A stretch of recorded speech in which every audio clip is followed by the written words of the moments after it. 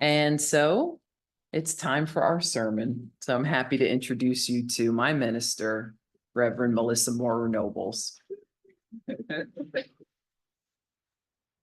Yes, give it up for Rev Keelan Pie. Yes. Good day, everyone. Again, it's so wonderful to be here. I love coming here to UU and co-creating this experience as one congregation, because we are all in this together. If I could get this to stand right, it'll be good. There we go. Allow me to direct you to Apple's rather fabulous website. No, thank you. Oh, yes. So let me invite you to play. How about that? So it is a playful pause is where we are going today. A playful pause. So I want to remind everyone of the definition that I'm using for play. And it comes from this book, Play, by Dr. Stuart Brown. And the subtitle is How It Shapes Your Brain, Opens the Imagination, and Invigorates the Soul. So his definition of play is an absorbing, apparently purposeless activity that provides enjoyment and a suspension of self-consciousness and sense of time. It is also self-motivating and makes you want to do it again. And the origins of the word play is leap for joy. And so in the meditation that Chris guided us through, the movie was called Effortless Joy. Effortless joy. So it doesn't take much effort to play, right? Doesn't take much effort, but it does take some intention. So let me ask, by show of hands, when you were a child, were you told to study hard? Just about every hand went up. Were you told as a child to study easy? Oh, one. All right. As an adult, were you told, or do you work hard? Let me see hands. Yes. So most of us were not told to study easy as a child, and most of us weren't told to work easy as an adult. Is that true? Yes. So if we weren't told to study easy as a child, and we weren't told to work easy as an adult, it's no wonder we have such a challenge with play as an adult. Yes? Okay, I just want to make sure you're with me. So we are familiar with a sleep deficit, yeah? I think we are also suffering from a play deficit. So just like sleep is essential, so is play. And research, the author of this book, Dr. Stuart Brown, he's the founder of the National Institute of Play. Can you imagine that job? The National Institute of Play. And some of the research that they have discovered with play is that play is essential. It is essential. It helps the brain work better. Play has a biological place just like sleep and dreams do. Play is nature's remedy for stress. Play increases happiness, productivity, inspiration, and creativity. Play improves your mental, physical, and spiritual health. Play can extend your life expectancy. What? Play can extend your life expectancy, especially when we play with others. One of the leading causes of death is isolation. It's isolation. So we play together with each other, we can extend our life expectancy with healthy interpersonal relationships. There's a poet, Diane Ackerman. She said, play is our brain's favorite way of learning. Play is our brain's favorite way of learning.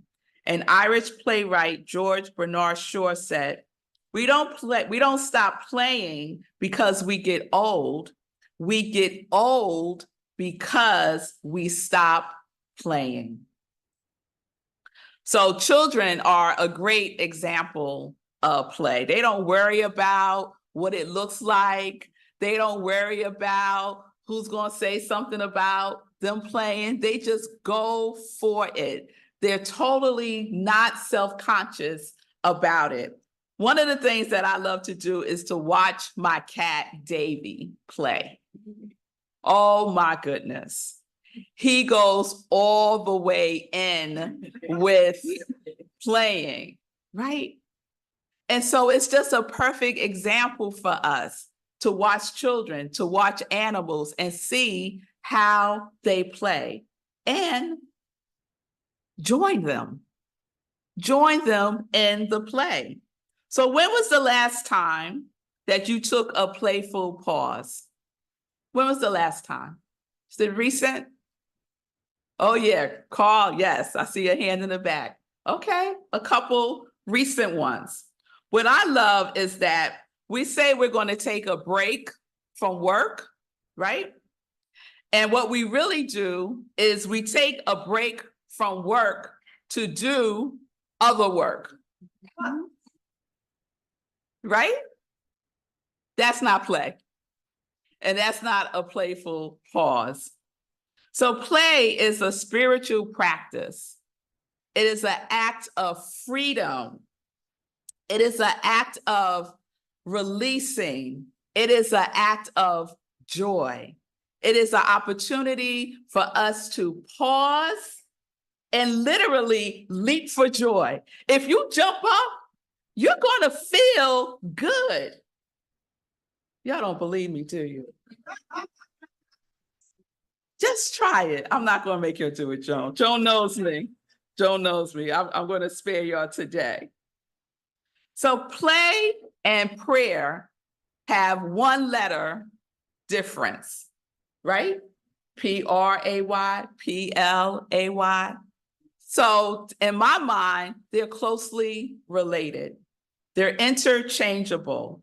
And prayer and play are both healing to the mind, the body, and the soul. So like prayer, play creates space, breathing space for something to come through. And usually what wants to come through is more good, more creativity, more light.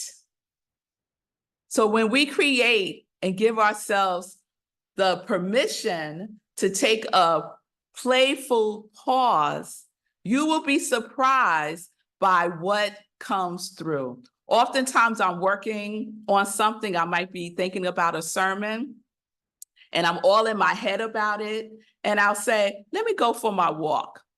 So I'll go for my walk, I'll go see my tree, I have a tree that I play with, and bam, there's the sermon. Because I created the space for it to come through by taking a pause. We don't work harder. That is not the answer. We don't dig in. That is not the answer. The answer is to let it go, to hold it lighter, and to hold ourselves lighter by pausing, So the Science of Mind text, Ernest Holmes wrote The Science of Mind, and he's the founder of Science of Mind, religious science. And one of the things that he says about play is creation is the play of life upon itself. The Hindus speak of creation as God's play and the universe as its playground. So the universe is not viewed as the work of God, but as the play of God. So we get to play with the universe. We get to play with source, because it's always playing with us if we would pay attention by just pausing, So I want to close with this story.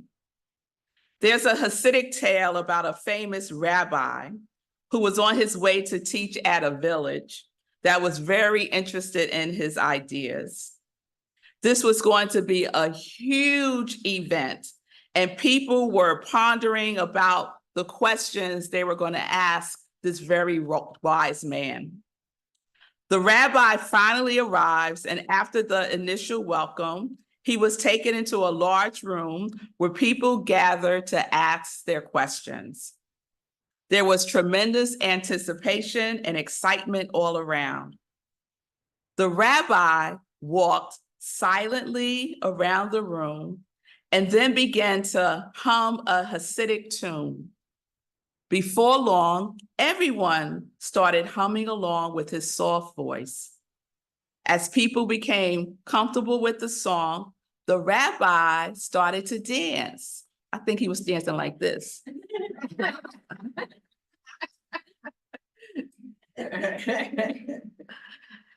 So he started to dance, and soon everyone in the whole community was joyfully dancing together with the rabbi. Each person's soul was healed by the dance, and everyone experienced a personal transformation.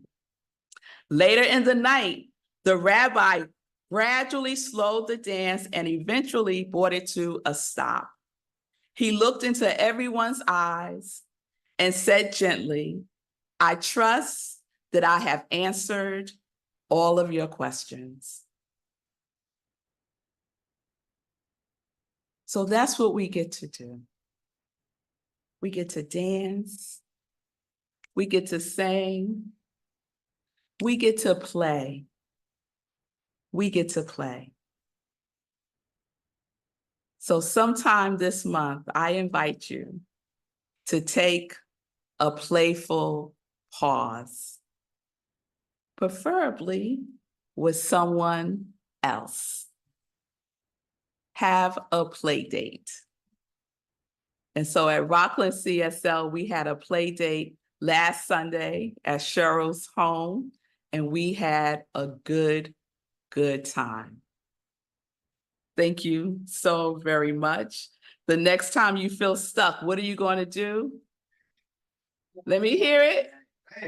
Play. Yes.